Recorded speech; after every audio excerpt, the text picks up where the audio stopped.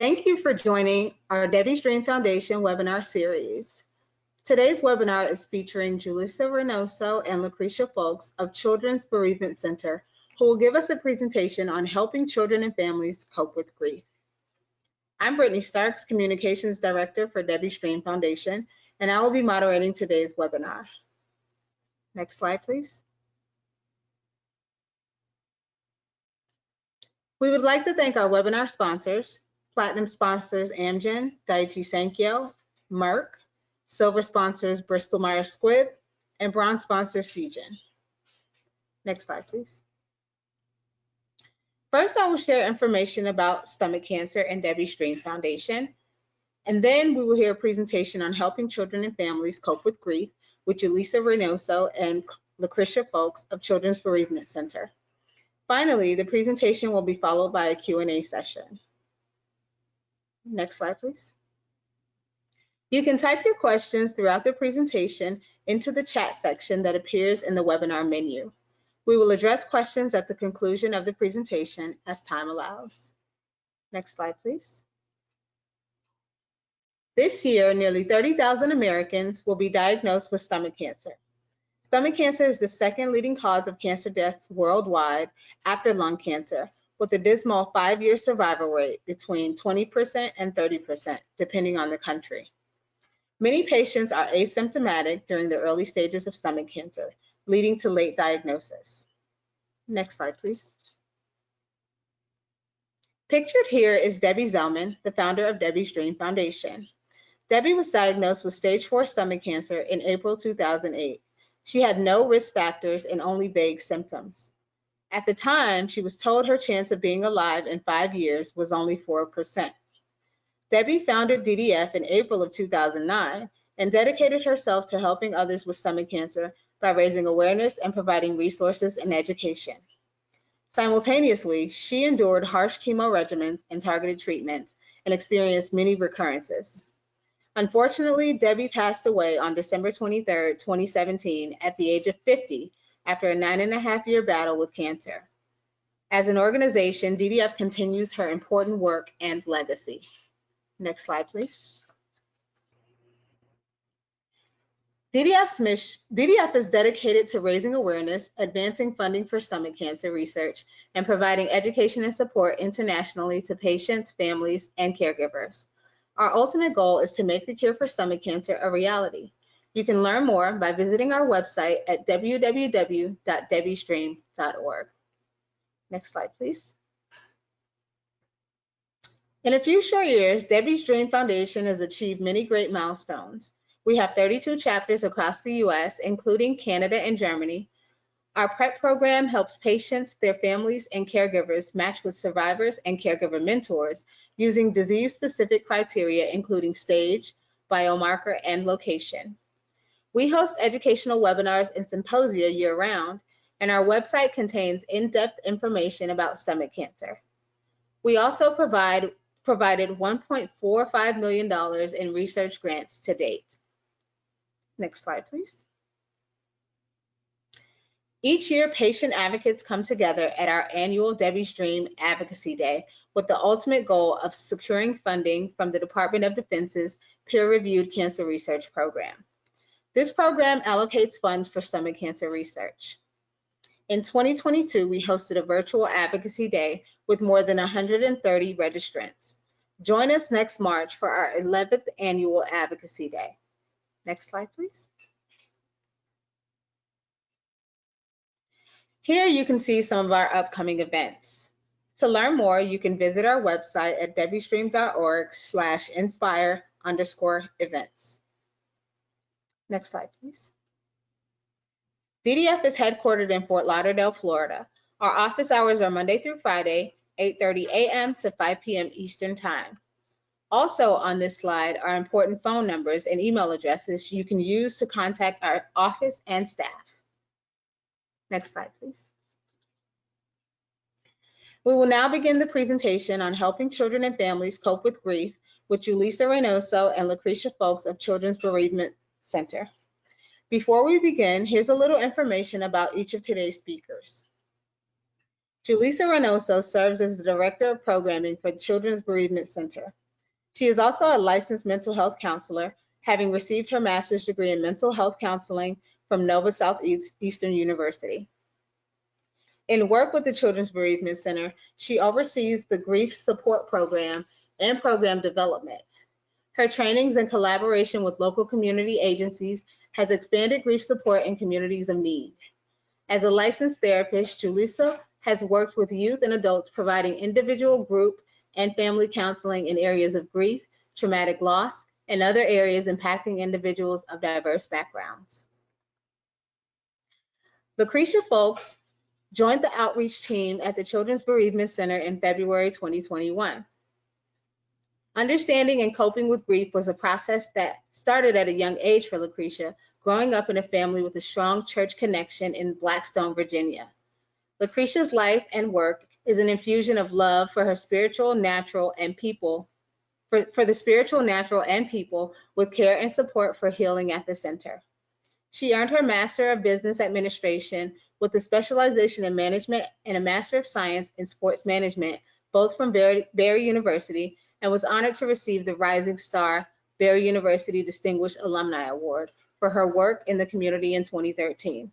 We'd like to thank Julissa and Lucretia for taking time out of their schedules today. And now, Julissa and Lucretia, I will turn the presentation over to you.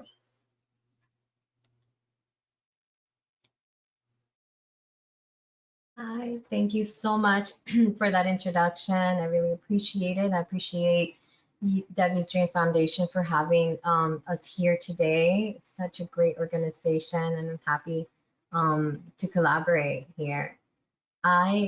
Before we begin the presentation, I just wanted to make sure everyone's aware of the chat again, as we will have interactive aspects of our presentation today.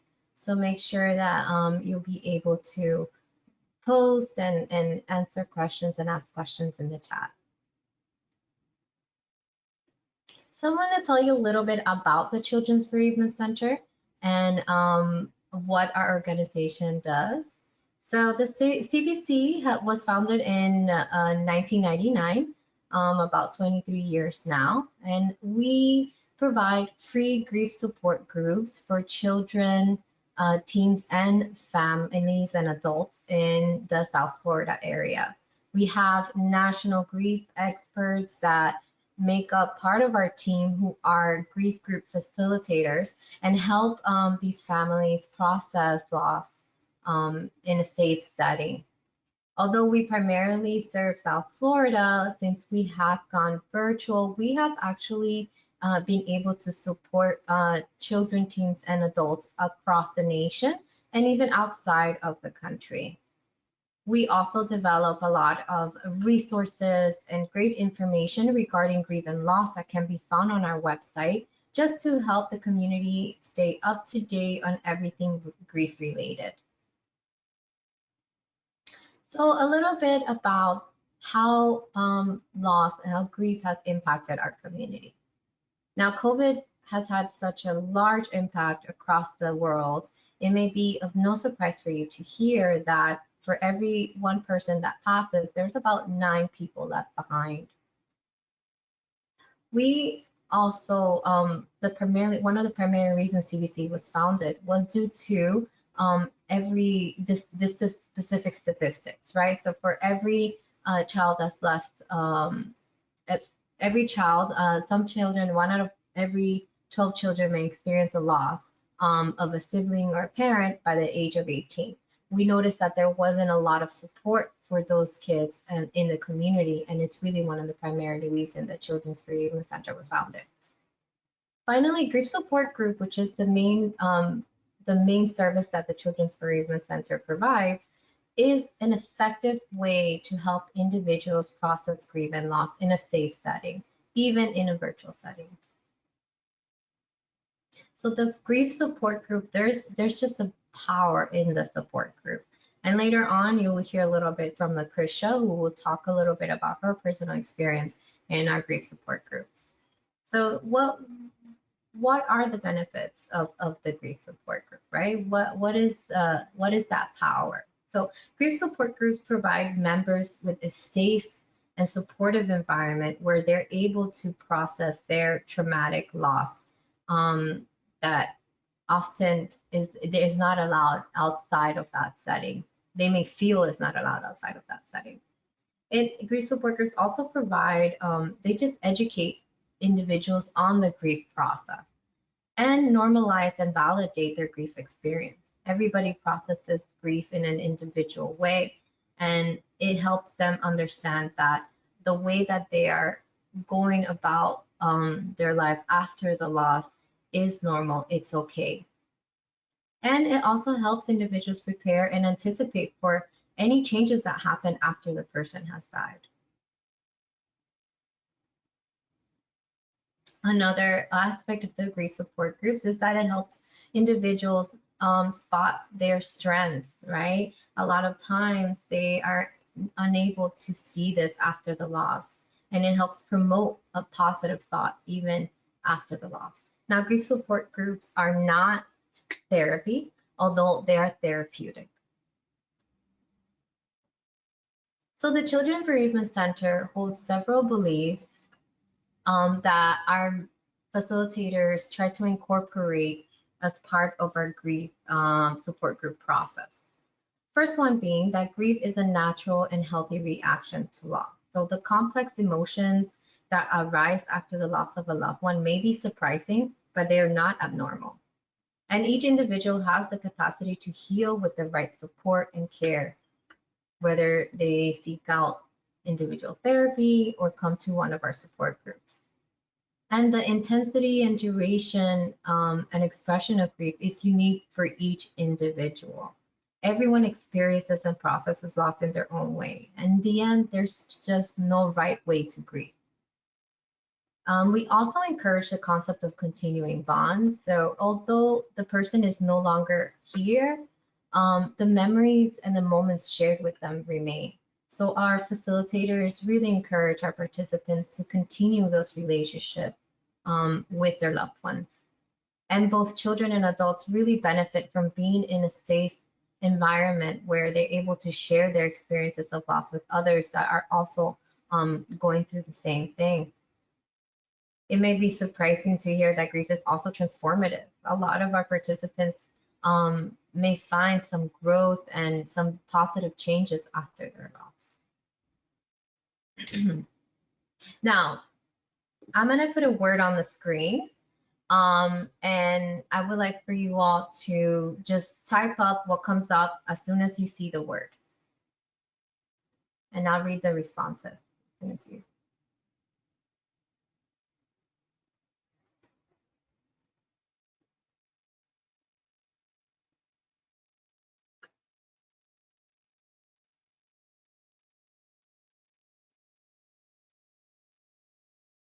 Okay, I see gun violence,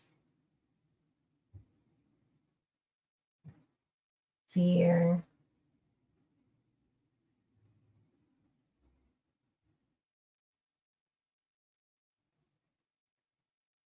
sadness, terror.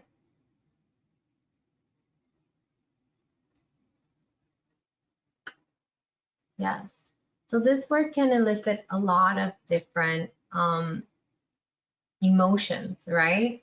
And we might use alternative words to this. So what are some alternative words that you might hear instead of people using the word dead?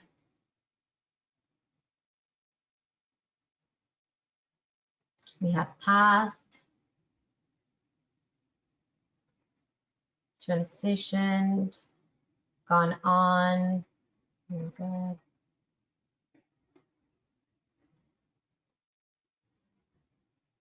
Yeah, so we use a lot of different words instead of using the word dead. And why would you think that is? Why would people use those words instead of the word dead?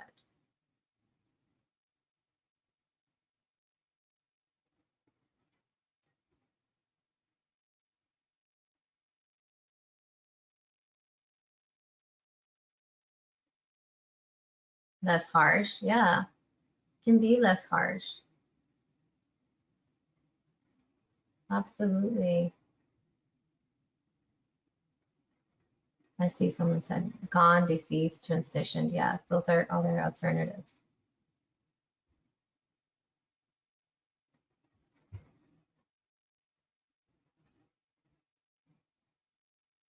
So what are some of the potential consequences of saying, we lost mommy or daddy fell asleep last night, or, what are some potential consequences when we say that to children? What would children think about?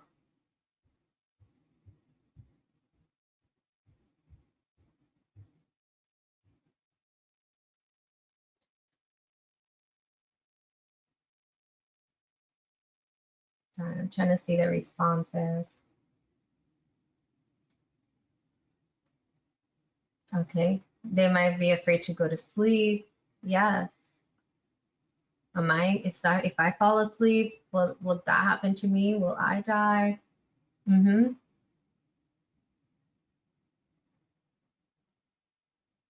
Yeah, so it can be very challenging for kids to understand the concept of death, right? So using these types of words can be confusing to them. It's important that we are clear and concrete when we're talking about death with children.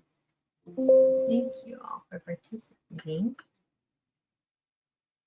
So let's talk a little bit about what grief is, right? So as I mentioned before, there's really no timeline for grief. Sometimes we have good days, we have bad days. The reality is that grief, it could just, you bounce back and forth. You have moments of intense feelings of grief, of wanting that person to be present, that wanting that person to be there. And then there are moments where you're feeling a lot better and you're able to sort of move forward in your grief and make changes in your life. It just flows back and forth, right? It's grief is not linear in that way. So it's important that we recognize that, especially considering what we tend to hear about grief and loss. So many of you may have heard the theory of the 5 stages of grief, right? Everybody's pretty familiar with the stages of denial, anger, and bargaining, and depression, and acceptance. But the reality is that this is more closely associated with those who are anticipating their own loss or maybe the loss of someone they love. So this is really anticipatory grief, and these 5 stages has more to do with with the loss before the person dies, right? After the loss, we are more we experience that flow of intensity that we're talking about. And a lot of times this theory is misinterpreted regarding grief and loss. And people may think that now I'm going through this stage. Now it's normal that we may experience feelings of anger and feelings of depression, or even challenges with acceptance that the person is gone. But this does not mean that grief is linear like this theory portrays it to be. This theory tries to say that grief is sort of neatly packaged in a way, right? And it sort of invalidates people's experiences of what grief can be for them.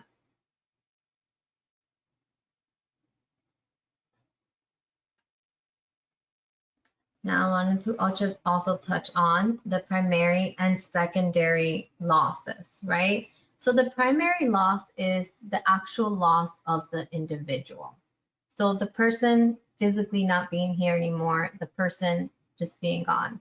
Now, there are secondary losses that do really impact us a longer term after the person is gone.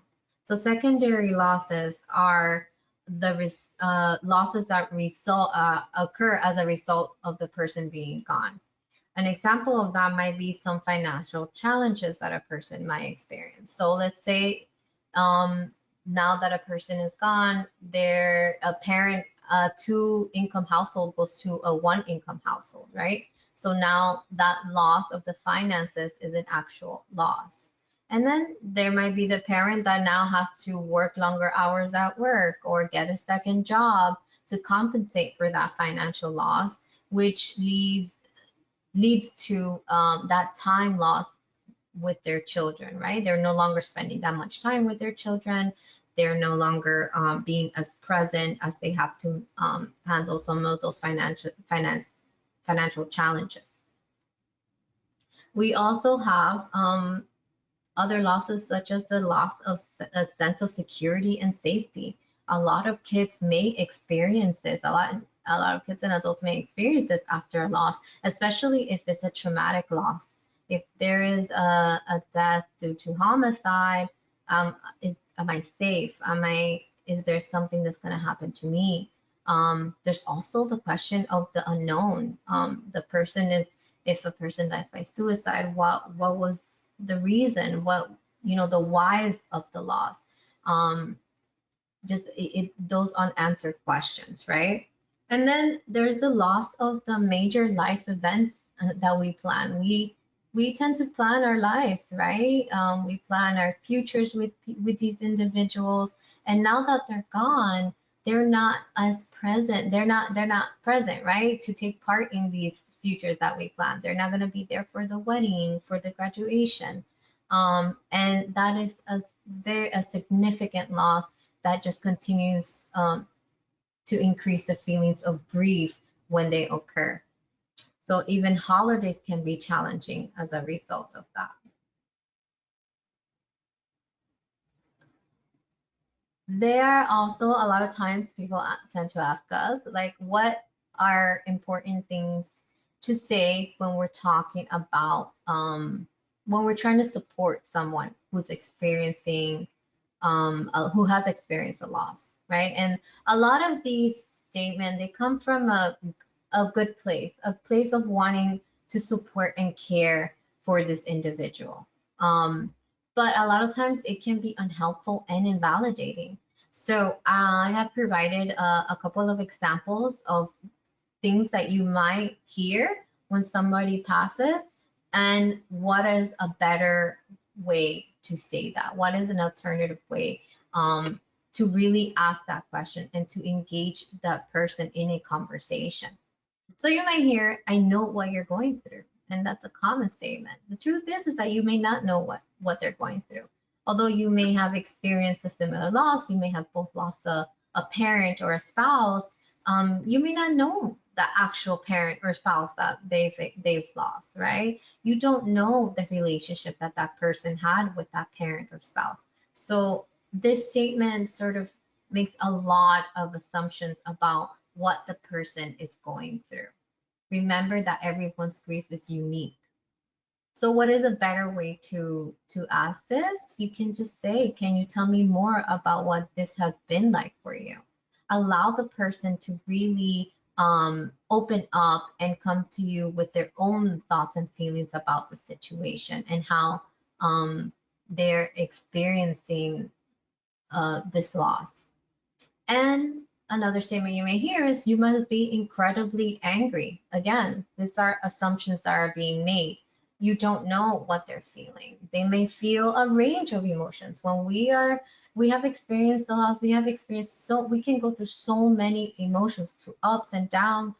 There's so many things. Maybe they might be angry, but they might be also a sense of relief that that person is sort of not in pain, right? And so you don't know, right?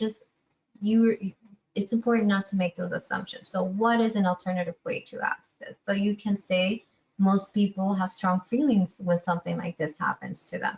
What has this been like for you? And again, this allows them to come to you, tell you what it's like for them, let them be the expert in their own experience of grief. And you just be curious and learn about how they're experiencing it. And another statement you may hear is, this is hard, but it's important to remember the good things in life too. This statement invalidates that person's experience of grief, right? It makes them feel like they really can't open up, they really can't share what they're experiencing. and just trying to turn things into a positive light really invalidates the actual challenges and the dark emotions that a lot of us go through when we lose a loved one. So what is a better way to ask this? We can ask, what kinds of memories do you have about the person that died? Again, putting them in that expert role of their own grief, of their own experience. And they might share all types of experiences with you that you weren't even aware of. And finally, at least he's no longer in pain. Sort of talking a little bit, going back into what I said earlier, this also minimizes and invalidates that person experience. It makes you're making assumption about their own process and grief. So what is a better way to ask this is, what types of things have you been thinking about since your loved one died? So as you can see, the statements are very different in the don't say this compared to the questions in the say this instead. The say this instead, you come from a curious perspective. You also, these are open-ended questions, especially when we're talking about, when we're trying to get information from kids, from individuals that may not be as verbal. This just allows them to open up and to really have a conversation with you about their experiences. So keeping those questions open-ended is important. And anytime that you find yourself saying at least, make sure that you're stopping yourself, right? Because that immediately is going to go into an assumption of what a person's experience is. So I wanted to actually open it up right now for questions before I move on.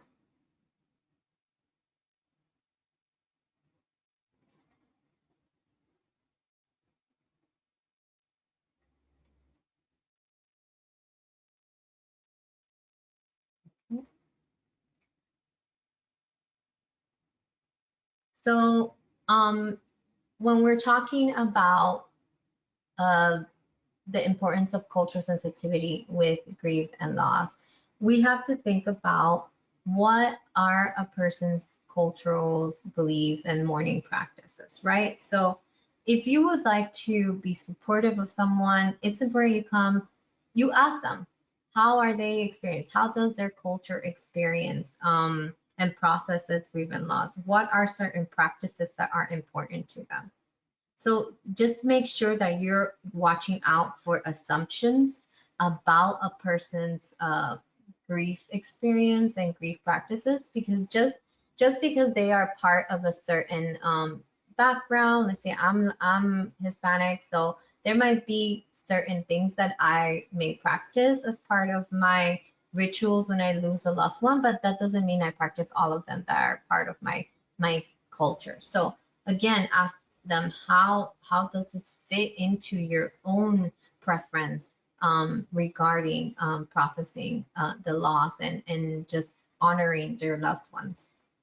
And another great question to ask so you can learn more about a person's cultural practice is just, help me understand.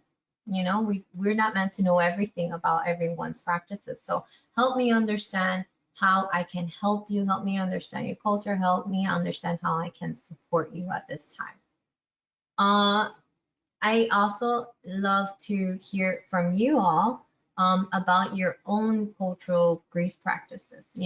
We are also learning here. So what are certain things that you practice that are important to you when you're honoring your loved ones? You can type it in the chat.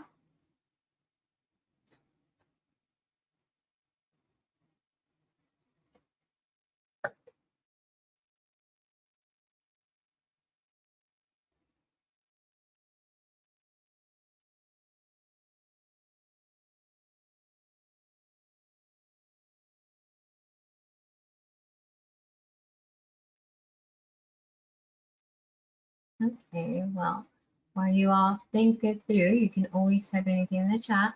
I'm going to actually turn it over to Lucretia, who will be talking a little bit about her experiences and her own cultural practices in our support groups. Lucretia? Thank you, Julissa. Good evening, everyone. I am excited to be here and share part of my story. From my bio, you know, I grew up in a rural town and I grew up in the church. So, church was a large part of that. And even going through this presentation today, it brought up some memories of how did I cope as a kid growing up in the church. How did that look for me? And I'm thinking, like, when a person died in our church family, um, we had our own support groups. Like, we would go to my grandma's house, and as a family, we would sit and talk and share memories about the person who passed on. We talk about the funeral. We talk about all things related to that person's death. And as I became an adult, that's how grief has been so natural. Talking about grief has been so natural for me.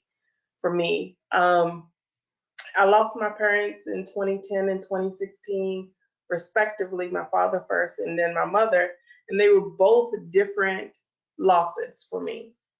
They felt different in my body, they felt different in addressing their funerals and all. So, those parts we went through easily as a family in the regards of making sure their funerals happened, but the emotional part was still there. So in those times, I went and sought personal counseling.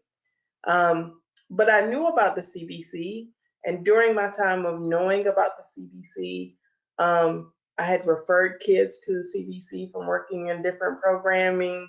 I knew they had adult programming, but I just didn't access it for myself. And I think what happened in the long run is that in 2021, before I joined the CBC team as an outreach coordinator, I lost a friend in January. So part of my loss with her, um, we were anticipating that she was not coming off of life support. So when I called the CBC, I said, I know my friend is going to pass. It's going to be in the next 24 hours. But to register, I needed it to have been a death. The month before, I had lost an aunt, and she was a critical part of my family and our family structure growing up. Um, we loved her to death, so I used her as my point of reference to sign up because I needed support from her death. But this loss of a friend is what triggered me to say, CBC, I need support.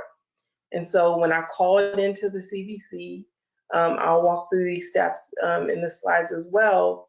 I called in, had the conversation of who I was losing. They took me through an orientation, and then the next week I joined group, which was amazing for me. And it's so amazing to hear other stories and hear how other people are processing through their grief, that I go back when I even when I feel lighter in my grief for a person or people that I'm grieving. um, Even when I feel light in that grief, and I have the happy memories of just even sitting around talking tonight, I will probably join group because I'm in a good place. I want to hear others and where they are in their journey. And I want to say where I am in my journey. Today, I might light a candle and eat some good food that reminds me of my mom and dad, and I will go on because that is how we connected as a family, using food. So sometimes it's just me going to the beach. You can go to the next slide. So that is part of my grief support story. I love going to group. I know our children also love going to groups as well, um, because they are dedicated for them in their age groups. I just wanted to acknowledge, Lucretia, what some of the participants have written down about their own experiences. Um, Yes. some of them mentioned that they honor their loved ones by having candles, and others just share fun and surprising stories with each other. So thank you for sharing that, everyone. We really appreciate that. Yes, it's so important. And I think sometimes we have a family structure or cultural structure where we don't necessarily speak about the person after they pass, because sometimes, yes, it feels too painful. But I have found in my own story, the more I share about them, um, the more my burden has been lifted over the years. But it still hurts at times, and I will never deny that part of my story. So the CBC support groups, you are welcome to follow us at Miami CBC, as well as childbereavement.org is our website. And you can find definitely more information there on how to sign up for groups as well. We'll go through that now. So our groups are open-ended. Like I said, tonight I'll join because I just want to be there for other people. Sometimes I need it for myself, but if my schedule was busy and I'm feeling good, I might not join the group tonight, but I might join next week. So it's flexible in what your schedule will allow you to join. But we do encourage you, when you start joining a group, that you join for at least 4 sessions and then see where you are at that point. We do have people that go to multiple groups a week because they need that extra support that week, and we understand that. Our groups happen year-round, and we do not follow a curriculum. Our peer support groups are online, and it's free to participate. We cover the whole family, so from ages 4 and up, we have groups: elementary, middle, high, young adult, as well as adult groups. There's no limit to the number of sessions you can join. And if your loss can be as recent as yesterday, or it can be from past years. Our groups are inclusive, and they make sure that we celebrate all denominations. We are culturally diverse, and we welcome all identities. In that regard, we make sure that we have space for everybody. And whatever those rituals are, it helps us in our understanding and learning of each other in this grief community. Again, our support groups are free. We do have a virtual group for our perinatal and infant loss. That's a special group that started in 2020 for mothers, fathers, and couples. We also have support groups in English and Spanish, and we will soon have one in Haitian Creole. Again, ages 4 and up. And it can be due to the loss of one that has died from illness, accident, suicide, or homicide. Orientations are held weekly, and during the course of our sessions, we do have music and our therapists that come that are amazing. We also have candle lighting ceremonies throughout the year. And then our groups are not therapeutic, but are not therapy, but they are therapeutic. We also have a Surfside group that is currently happening as well, for those that experienced the loss due to the building collapse.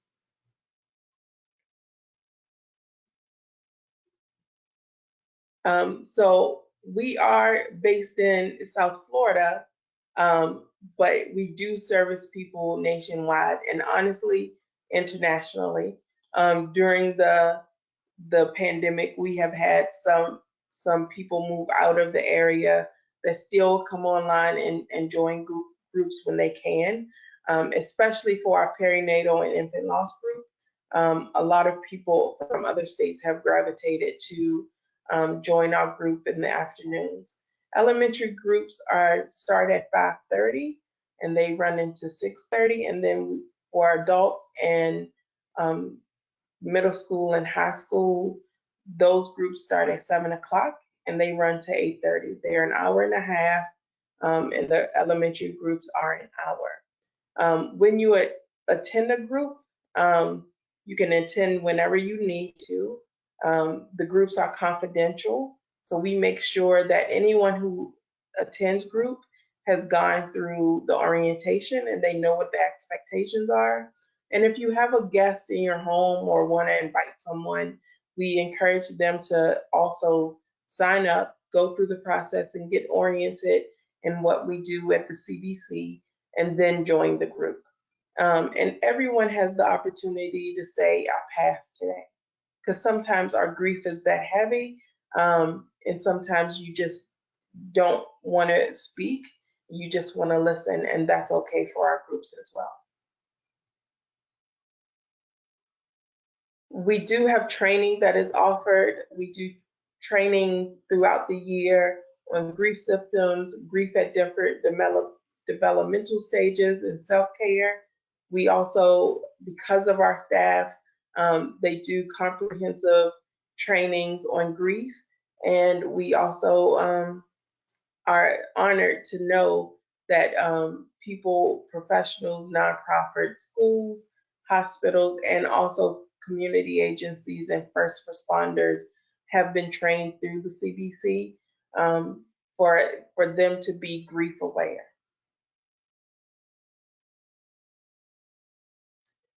We have opportunities for volunteering.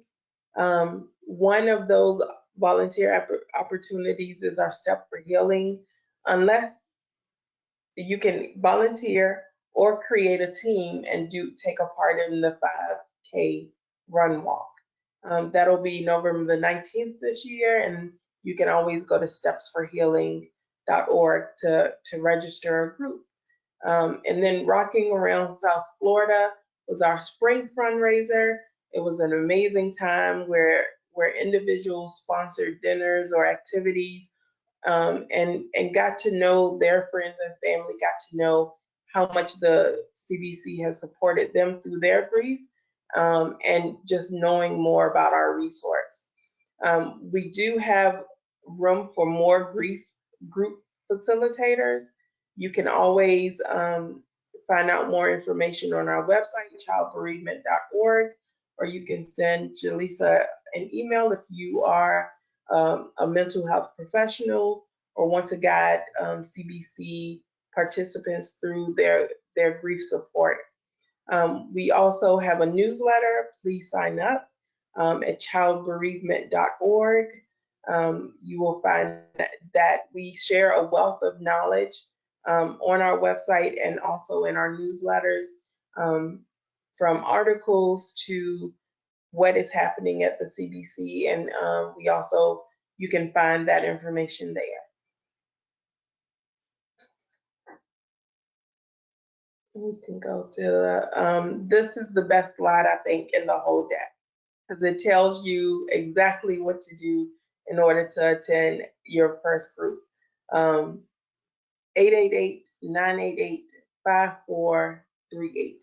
You can call, you can email support@childbereavement.org. That's the first step. Then you can attend an orientation, and then you can join your first group. There is no referral needed. Participants can self-enroll when they are ready.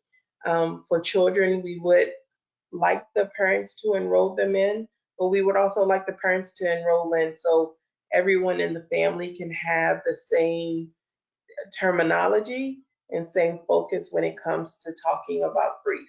We want to make sure that if a child is in a group and they come to the parent or caregiver and say, I want to talk about, and the caregiver is not in that place, we want them to know how to respond to that and figure out another time, because what a child is going to want is they're going to want to have conversations, and we encourage the full conversation. So having the whole family attend a group makes the biggest difference, because everybody will have the same language and terminology and be ready to have that conversation. We can go to the next slide. And so you will see children's bereavement all over the place. You will also see lift from loss, and that is the part of the CBC that support adults after the loss. So if you see either one of those logos or those names mentioned, just know you're connected to the right group. Again, you can always email info@childbereavement for more information. Email support@childbereavement.org to sign up for a group, and you can always join our newsletter at childbereavement.org. Thank you for your time, and Jaleesa, I'll turn it back over to you. Thank you, Lucretia. So it's a little bit about, I know we touched a little bit on grief and what it is today, and also on our services, but I wanted to open it up to you all for any questions you may have about anything you've heard here today.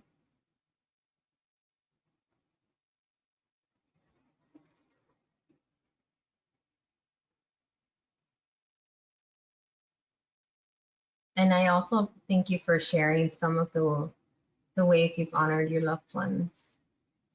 Listen, if you can click to the next slide, I was going to ask the audience to type in those questions. If they have any questions, into the chat section that appears in the meeting menu at this time. Looks like we do have a couple of questions that came in. So I can read. So do you offer more intimate sessions with just one family, or is it just available for more open groups? So we are available for more open groups. We usually separate the kids go into, you know, the elementary age group or middle school age group or high school age group, and then the adults go into their respective group. And so it's a way for them to share, especially with the little ones, and to share with the kids their age about their loss and able to process in different ways. And the same thing with adults. We have a lot of adults who join our groups and have experienced different types of losses and may also have children in the program. So they can get together and obtain support from other adults who also have children and trying to figure out how to better support their children as everybody is grieving in the family. So we don't do it family-wise, but we do separate the kids by age, and we also have the adults with the other adults in the group. We have our young adult groups who are a little bit separate from the general adult groups, which are for individuals 18 to around 25. So that's also another separation that we have. And I see there's another question. What training or licensing do group facilitators go through to be considered qualified? So a lot of our groups have a licensed mental health professional, so a licensed mental health counselor, licensed social worker in the groups. We also have our facilitators do go through trainings, grief trainings with us on a regular basis. So they are up to date on everything regarding grief, anything that has to do with grief. So they are aware and can better support our families and our kids.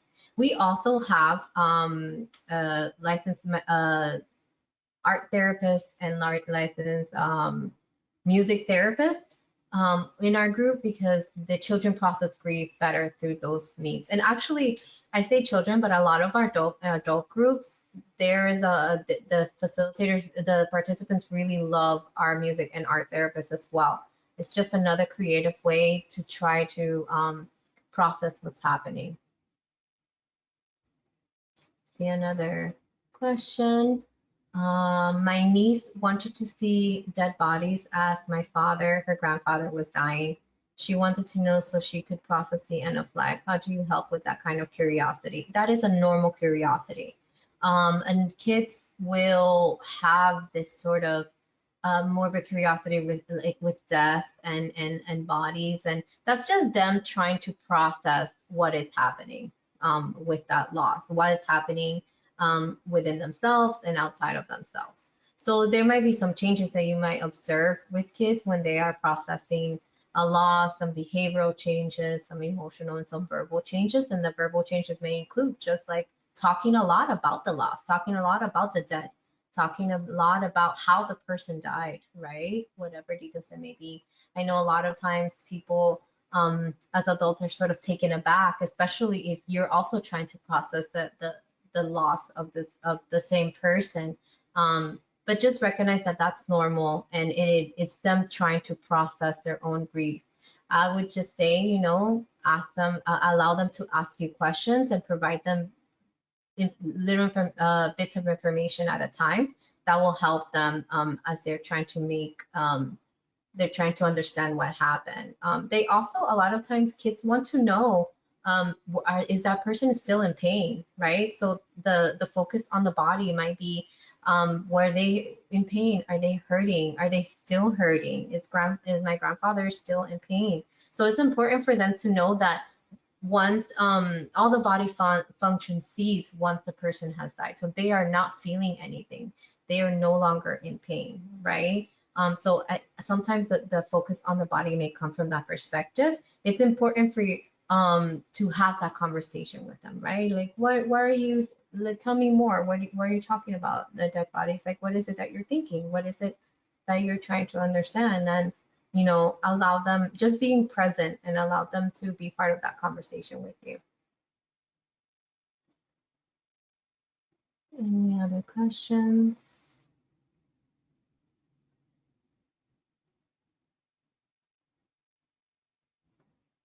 Looks like we don't have any more questions.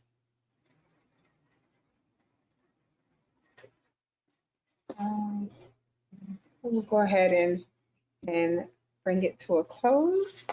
So at this time, we are going to bring this presentation to a close.